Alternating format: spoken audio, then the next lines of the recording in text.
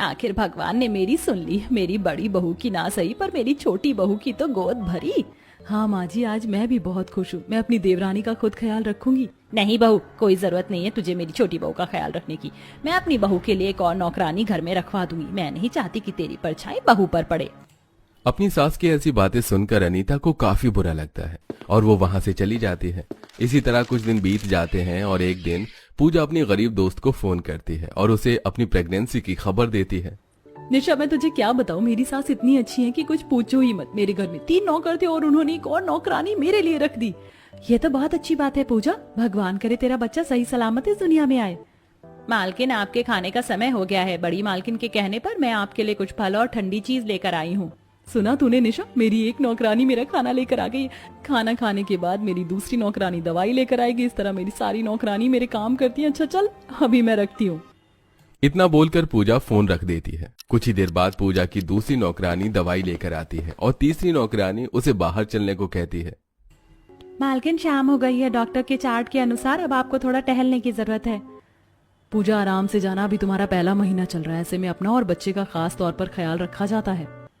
इस तरह थोड़ी देर में पूजा अपनी तीसरी नौकरानी के साथ बाहर टहलने के लिए चली जाती है। समय यूं ही गुजरता है और बहुत जल्द निशा को पता चलता है कि वो भी गर्भवती है। पापा, भैया, भाभी माँ बनने वाली है। अब हमें भाभी का खास तौर पर ख्याल रखना होगा। पर भाभी का ख्याल कौन रखेगा? मैं तो कॉलेज चली जाती हूँ, सीधा शाम को आती हूँ और आप दोनों भी घर में नहीं रहते। भाभी को जरूरत पड़ी तो वो किससे मदद लेंगी? रवि बेटा, काजल बिल्कुल सही कह रही है। हमें बहू के लिए एक नौकरानी रखनी चाहिए जिसकी उम्र 50-55 साल हो, तजुर्बे वाली होगी, तो हमारी बहू का अच्छे से ख्याल रख पाएगी। ठीक है पापा, मैं किसी से बात करता हूँ। अपने घर वालों को अपने लिए इतनी फिक्र करता देख निशा को भी काफी अच्छा लगता है। समय यूं ही बीतता है और देखते ही देखते 4 महीने बीत जाते हैं। पूजा, तो कैसी है? तेरा चौथा महीना चल रहा होगा ना? मेरा भी तीसरा महीना चल रहा है। तू ज्यादा काम तो नहीं करती? मेरी आया वो मुझे कह रही थी कि ऐसे समय पर अपना ज्यादा ख्याल रखना होता है। अरे नहीं यार, मेरी सास ने मेरे लिए 4 नौकरानी इसीलिए थोड़ी ना रखी है कि मैं कोई काम करूं। बहू सही कह रही थी नौकरानी, तू फोन पर ज्यादा लगी रहती। फोन रख और डॉक्टर के पास जा। कब से नौकरानी दरवाजे पर तेरा इंतजार कर रही है रिपोर्ट लेकर। निशा, मुझे डॉक्टर के पास जाना है। मेरी नौकरानी मेरा सारा सामान लेकर दरवाजे पर खड़ी है। इतना बोलकर पूजा अपनी नौकरानी के साथ अस्पताल जाती है। मालकिन, आप यहीं आराम से बैठो। मैं आपकी रिपोर्ट डॉक्टर को देकर आती हूँ। अगर आपको कुछ ठंडा खाना हो तो बता दीजिए, मैं बाहर से ले आऊंगी। मेरा आइसक्रीम खाने का मन है। जब तक मेरा नंबर नहीं आ जाता तुम मेरे लिए आइसक्रीम लेकर आ जाओ। इस तरह जहां पूजा की नौकरानी पूजा का ख्याल रख रही होती है तो वहीं निशा की आया निशा आशा का ख्याल रख रही होती है। अरे बहू, ये क्या कर रही हो तुम? भरी हुई बाल्टी मत उठाओ, आराम करो। ऐसे समय में भारी चीज नहीं उठानी चाहिए। अब जाओ और हल्के हल्के चलो, तुम्हारे लिए अच्छा होगा। अम्मा, तुम मेरा कितना ख्याल रखती हो। इस तरह आशा निशा को कोई काम नहीं करने देती और खुद घर के सारे काम के साथ साथ निशा का ख्याल रखते हैं। समय गुजरता है और देखते ही देखते निशा का 8वां महीना लग जाता है। बहू, अब तुम्हारा 8वां महीना लग गया है। मैंने दूध में घी डाला है। अब से तुम सोने से पहले घी वाला दूध पीना। और हाँ, अब तुम्हें घर में काम करने शुरू करने होंगे। बैठकर पोछा लगाना, कपड़े धोना, ताकि नॉर्मल डिलीवरी हो। अम्मा, जब बैठने में दिक्कत हो रही है तब तुम मुझे बैठने वाले काम बोल रही हो। निशा, अगर अम्मा कह रही है तो सोच समझ कर ही कह रही होंगी ना। भाभी, आपका 8वां महीना लग गया है। अगले महीने घर में नन्ना मुन्ना मेहमान आएगा। मुझसे तो अब इंतजार ही नहीं हो रहा। जहां निशा नॉर्मल डिलीवरी के लिए घर में पोछा लगाती, कपड़े धोती, घी वाला दूध पीती, समय समय पर दवाई लेती, तो वहीं पूजा अब भी घर का कोई काम नहीं करती। ये सारी नौकरानी कहाँ मर गई हैं? इनको पता है मेरा 9वां महीना लग चुका है। मुझे उठने बैठने में कितनी दिक्कत होती है, फिर भी सबकी सब गायब है। पूजा गुस्से में अपनी दूसरी नंबर वाली नौकरानी को आवाज लगाती है और उससे कहती है, कहाँ चली गई थी? मेरा जूस कहाँ है? भूल गई मुझे दवाई लेनी है। ऐसी हालत में मैं खुद उठकर दवाई लूं? माफ करना मालकिन, घर के और काम करने लगी थी। क्या हुआ पूजा, तुम नौकरों पर क्यों चिल्ला रही हो? और अब तो तुम्हारा 9वां महीना लग गया है।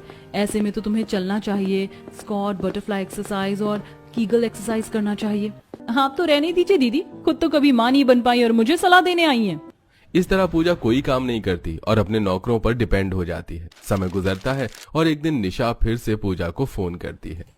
पूजा, कैसी है तू? तेरा तो 9वां महीना लग चुका है ना, तो अपना ख्याल तो रख रही है ना? एक्सरसाइज तो कर रही है ना समय पर? और अब तो तुझे घर के काम कर लेने चाहिए ताकि तेरी नॉर्मल डिलीवरी हो। मेरी अम्मा कह रही थी कि हम अब जितना घर के काम करेंगे हमारे लिए उतना अच्छा है। तो पागल है क्या? मेरे घर में 4 नौकरानी हैं और बच्चे होने के बाद मेरी सास 5वीं नौकरानी भी रख देगी, और तुम मुझे काम करने के लिए कह रही हो? मेरे घर में इसलिए नौकरानी नहीं है कि मैं काम करूं। मैं अपनी प्रेगनेंसी के साथ कोई रिस्क नहीं लेना चाहती, और मैं तो तुझे भी यही कहूंगी, नॉर्मल डिलीवरी का लालच छोड़कर अपने बच्चे पर ध्यान दे। अरे मैं तो भूल ही गई थी, तू गरीब कितनी मुश्किल से एक बूढ़ी नौकरानी रख पाई है। पूजा की ये बातें निशा को काफी बुरी लगती हैं और वो फोन रख देती है। और क्योंकि पूजा कुछ नहीं करती, इसलिए 9 महीने से ज्यादा हो जाते हैं, जिस वजह से उसका ऑपरेशन होता है और उसके बच्चे को पीलिया हो जाता है। और जैसे ही निशा को इस बारे में पता चलता है, वो अपनी दोस्त से मिलने अस्पताल जाती है। पूजा, तू ठीक तो है? और तेरा बच्चा? निशा, मेरी प्रेगनेंसी को 9 महीने से ज्यादा हो चुके थे, कुछ कॉम्प्लिकेशंस आ गई थी, इसलिए ऑपरेशन करना पड़ा, और मेरी बेबी बहुत बीमार है। तू भगवान से दुआ करके वो जल्दी ठीक हो जाए। मालकिन, आपके खाने का समय हो गया है। बेटा डर मत, जैसे ही डॉक्टर तुझे बच्चा देता है तो घर जाकर बच्चे को थोड़ी धूप दिखा देना और तेल से अच्छे से मालिश करना। पहली धूप उस पर पड़ेगी तो उसका पीलिया खत्म हो जाएगा। इतना बोलकर निशा और आशा वहां से चली जाती हैं और पूजा आशा की एक नहीं सुनती और वो घर जाकर अपने बेटे को एसी में रखती है और बहुत जल्द शांति एक और नौकरानी बच्चे के लिए रखती है। मेरी बहू का ख्याल रखने के लिए पहले से ही 4 नौकरानी हैं। तुम्हें इस बच्चे का ख्याल रखना है, इसकी मालिश, दूध से लेकर सारी जिम्मेदारी तुम्हारी होगी। जी मालकिन। देखो, मेरा ऑपरेशन हुआ है, मुझसे उठा नहीं जा रहा। तुम रसोई में जाकर दूध गर्म करके ले आओ और मेरे बेटे को पिला दो। और हाँ, तेल से मालिश मत करना, कुछ बेबी प्रोडक्ट्स मैं लेकर आई हूँ, उसी से मालिश करना। उस नौकरानी की एज कुछ 25 साल की थी। उसे बच्चे संभालने नहीं आते थे, इसलिए वो हल्का दूध गर्म करके बच्चे को पिलाती है और कुछ देर बाद हल्का हल्का बच्चे को पाउडर लगा देती है। कुछ ही दिनों में निशा की भी नॉर्मल डिलीवरी होती है और उसे भी लड़का होता है। बहू, ये देख, तेरा बच्चा कितना तंदुरुस्त है। बस 2 दिन में तुझे छुट्टी मिल जाएगी और मैं तेरे लिए एक दवाई बनाऊंगी, घर की जड़ी बूटी वाली। उसे तू खाना, 1 हफ्ते में तेरी सारी कमजोरी खत्म हो जाएगी। और अपने कान को ढक के रखना।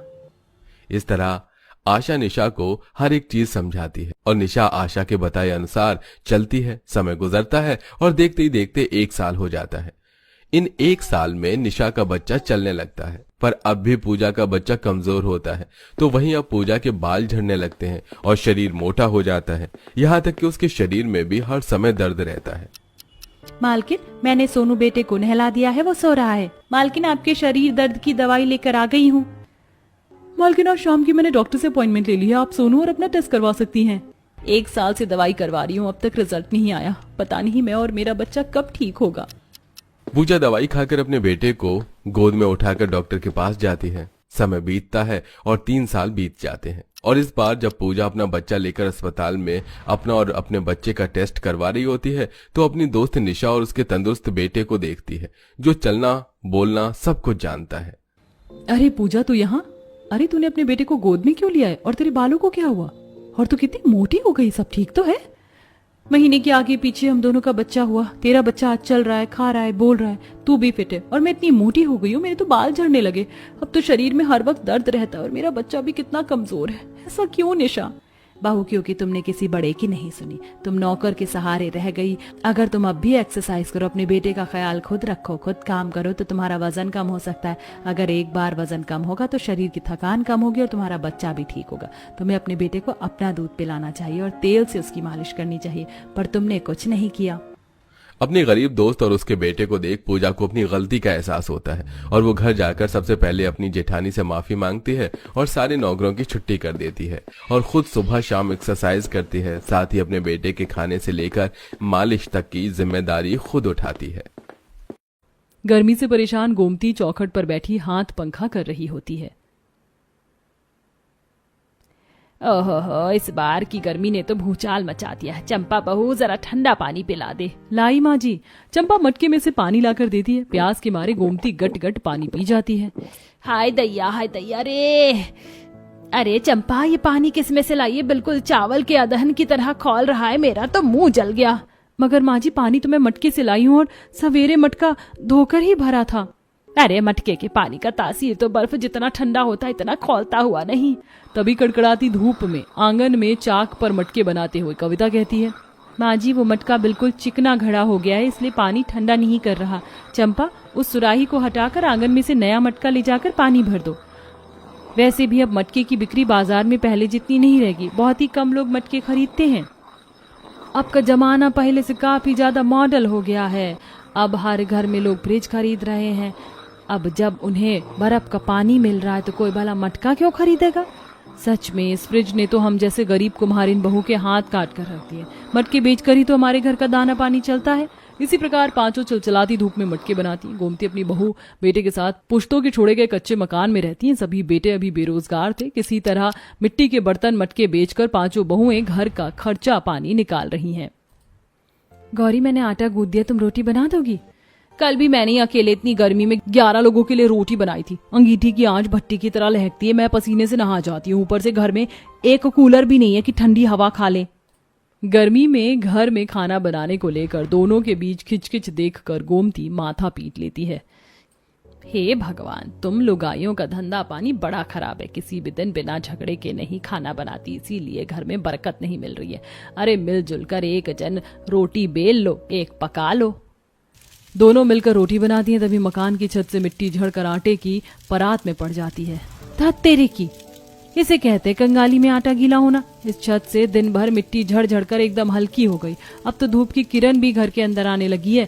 पड़ोसियों ने 4-4 मंजिल का घर बनवा लिया। हमारी ये मढ़ई ही रह गई है। कुछ देर में मुंह लटकाए पांचों भाई राज, प्रकाश, सोहन, मोहन, अखिलेश आ जाते हैं। आ गए आप पांचों भाई? कहीं कोई काम मिला? कुछ कमाई हुई क्या? तुम लुगाइयों को खाली पैसा पैसा करने के अलावा कुछ और नहीं सोचता है क्या? रहने दे राजू, इन लुगाइयों को क्या लेना देना। दिन भर मर्द धूप में थका मारा कहाँ से आ रहा है, बस आते ही पैसे मांगना है। पतियों का उखड़ा हुआ मिजाज देखकर बहुएं समझ जाती हैं कि काम नहीं मिला है। अरे बहू, देख क्या रही हो, खाना परोस दो। मुंह हाथ धोकर पांचों खाने बैठ जाते हैं। किस चीज की तरकारी बनाई है? जी कद्दू की सब्जी बनाई है। कद्दू की सब्जी देखकर सोहन नाक सिकोड़ कर कहता है, मेरी तो भूख मर गई है। एक तो सारा दिन काम ढूंढने के चक्कर में धूप में भटक कर सारा शरीर झुलस गया है। पाव भर दही भी मंगवा लेती। आज गर्मी के चलते दही का भाव बढ़कर 100 रुपए किलो की पार हो गया है। जी मारकर सब खाने लगते हैं। तभी फुलवा के दिमाग में जुगाड़ दौड़ता है। अब मुझको एक बड़ा ही धांसू जुगाड़ दिमाग में आया। जब हम पांचों मिट्टी से मटके बना सकती हैं तो दही भी तो जमा सकती हैं। 10 रुपए के जोरन में 1 किलो भर दही का काम बन जाएगा। अरे वाह फुलवा, तुम्हारा ये जुगाड़ तो बेहद कम खर्चीला है। अगले दिन फुलवा मिट्टी के मटके में दही जमाती है, जिससे पांचों अच्छे से खाते हैं। एकदम अमृत जितनी मीठी दही जमाई है तुमने। आज तो हमने दही के साथ भर भर कर रोटी खा ली। ये दही हमने जुगाड़ लगाकर घर में ही जमाया है। मटके के अंदर मिट्टी ठंडी होती है ना, तो इसमें दही ज्यादा टाइम तक टिकेगी, जल्दी से खराब नहीं होगी। अगर थोड़ी दही बची हो तो छाछ बना देना अभी जाते टाइम। छाछ पीकर पांचों काम पर निकल जाते हैं। तभी पड़ोसन कौशल्या आती है। अरे कहाँ हो गोमती की कुम्हारिन बहुओं, अभी भीतर में आ जाइए कौशल्या काकी। क्या बात है, अकेले अकेले शरबत पिया जा रहा है? हाँ जी आंटी, छाछ बनाया है, आप भी पी लीजिए। जैसे ही कौशल्या ठंडा ठंडा छाछ पीती है तो उसे काफी अच्छा लगता है।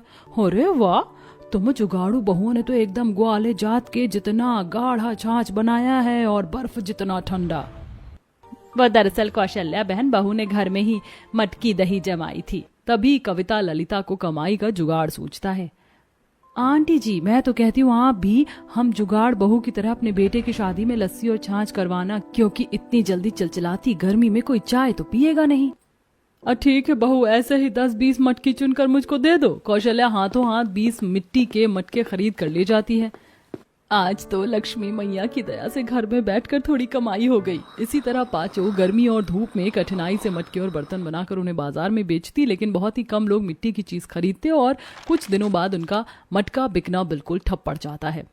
खून पसीना बहाकर हमने ये मिट्टी से मटकी तैयार की और ये अब बिक भी नहीं रही। ऐसे तो हमारे खाने के भी लाले पड़ जाएंगे। दीवारों में दरार आ रही है। चिंता में पांचों सबको खाना बनाकर खिलाती पिलाती हैं। उसी रात बहुत ही भयंकर तेज तगड़ी आंधी उड़ती है, जो कि उनके कच्चे मकान को घास के तिनके की तरह बिखेर देती है। भयंकर गर्मी में पूरा परिवार बेघर हो जाता है। ये ऊपर वाले, इतनी गरीबी में मेरा परिवार गुजारा कर रहा था, क्या तुझे ये भी देखा नहीं गया? पहले हमारे आगे की थाली छीन लिया, अब छत। बोलते बोलते गोमती फूट फूट कर रोती है। गर्मी से सबका हाल बेहाल हो जाता। तभी पांचों का ध्यान आंगन में मटकों पर पड़ता है, जिसमें से ज्यादातर साबुत थे और कुछ टूट गए थे। चंपा, गौरी, कविता, फुलवा, देखो हमारे मिट्टी के मटके तो सही सलामत है। हमारे पास इतने पैसे नहीं है कि हम पक्के ईंट, सीमेंट, रेता, बालू खरीद कर घर बना सके, लेकिन हम इस मिट्टी के मटके से जुगाड़ लगाकर अपने लिए घर बना सकती हैं। मगर मिट्टी के मटकों से घर बनाना कैसे संभव है? ये तो कितने हल्के हैं। अगर हमने घर बनाना भी चाहा तो भी लुढ़क जाएंगे। चाहने वालों के लिए सब कुछ संभव है। पहले हम अपने घर की नींव लकड़ी से तैयार करेंगे, उसके बाद हम इन मटकों का इस्तेमाल करेंगे और इनको मजबूत और टिकाऊ बनाने के लिए हम इसमें अच्छे तरीके से मिट्टी भर लेंगे, ताकि कितना भी तेज आंधी तूफान में भी हमारा घर टिका रहेगा, बल्कि टूटेगा नहीं। कविता का ये जुगाड़ सभी को जचता है। ठीक है, तुम पांचों मिट्टी का जुगाड़ करो, हम जंगल से लकड़ियां काट कर ले आते हैं और अपना घर बनाएंगे। पांचों बहू के साथ उनके पति भी कहर ढाती गर्मी में जंगल से मोटी मोटी लकड़ी ले आते हैं और जमीन में गड्ढा खोद कर नींव डालते हैं। वहीं बहुएं मटकों में मिट्टी भरती हैं और उन्हें दीवारों के ढांचे के रूप में एक पर एक करके बनाती हैं। शुक्र है आज हमने अपने मटके घर की 4 दीवारी तो तैयार कर ली, बाकी कल करेंगे। बड़ी जोर की भूख लगी है, खाना तो बना लो। पर खाना कैसे बनाएं? आंधी में तो हमारे सारे बर्तन तितर बितर हो गए हैं। गिन चुनकर 2-4 ही बर्तन थे खाना पकाने के लिए हमारे पास। और कौन बात नहीं है, हम जुगाड़ बहुएं, जब मटके से घर बना सकती तो मिट्टी से बर्तन भी बना सकते हैं। अगले दिन पांचों मटके के टूटे हिस्से से छत पक्की करती हैं, जिससे अब उनके मटका घर में पूरी तरह ठंडक छा जाती है और मिलजुल कर मिट्टी के बर्तन और चूल्हा वो बनाती हैं। देखो, बर्तनों को अच्छे तरीके से सांचे में ढालना, ताकि खाना परोसने में दाल वाल बाहर न निकले। अरे चिंता नहीं कीजिए जेठानी जी, फर्स्ट क्लास का मिट्टी का बर्तन बनाएंगे कि कांच के बर्तन भी फेल हो जाएंगे। पांचों मिट्टी से बर्तन बनाकर उन पर बहुत सुंदर नक्काशी करती हैं, जो काफी अनोखे लग रहे हैं, जिससे पड़ोसन भी अपने किचन के लिए बर्तनों का ऑर्डर दे जाती है। तुम पांचों ने मिट्टी से बड़े अच्छे अच्छे बर्तन बनाए, मेरे लिए भी ऐसे मिट्टी के बर्तन बना दो, दाम जो बोलोगी मैं दूंगी। अब घर बैठकर ही पांचों जुगाड़ बहू को रोजगार मिलने लगता है। वहीं फिर से पतियों को भी मजदूरी का काम मिलने लगता है, जिससे वह पुराना कूलर फ्रिज खरीद कर ले आते हैं। अरे कहाँ हो तुम पांचों? माँ देखो, हम घर के लिए कूलर फ्रिज ले आए हैं। अब हम भी गर्मी में ठंडा ठंडा पानी पियेंगे और ठंडी ठंडी हवा खाएंगे। अरे तुम पांचों ने इस कूलर और फ्रिज की जात देखी है? इसके तो पुर्जे पुर्जे को जंग खाई हुई है। कहाँ से उठा लाए हो ये कूड़ा कबाड़ा?